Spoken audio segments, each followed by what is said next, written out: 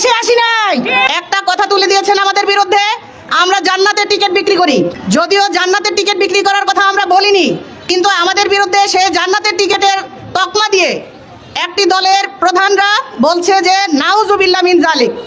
কোন শব্দের মধ্যে নাউজুবিল্লাহ মিন জালিক পড়তে হয় সেটাও তাদের জানা নাই।